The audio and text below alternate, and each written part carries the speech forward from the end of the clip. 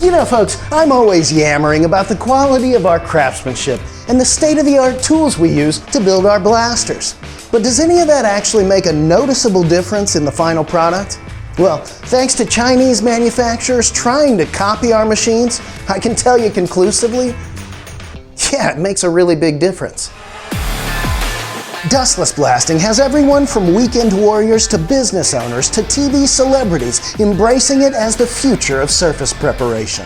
Given our popularity, it should be no surprise that these factories are trying to copy us, with embarrassing results.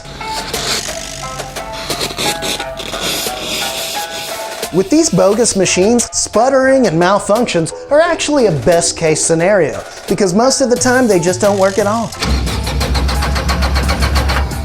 It still doesn't work. And honestly, it's probably best if they don't work at all, because they do not look safe. I'm pretty sure that is electrical tape. Should not be.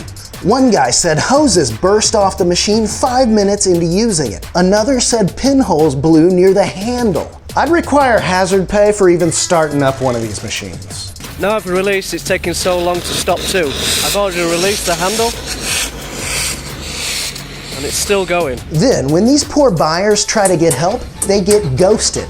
So now you've got no support, no user's manual, no replacement parts, no paddle. Truly, and you're way up a creek. Don't do that to yourself. Choose the machine that took longer to dig out of this pile of rubble than it took to get working again after being the only thing in the area that survived a friggin' tornado. That's the machine you want, and you can only get it from dustlessblasting.com. Set up a demo, see how it's built, make sure you like it, and just like that, you've got a world-class, bulletproof machine that pays for itself.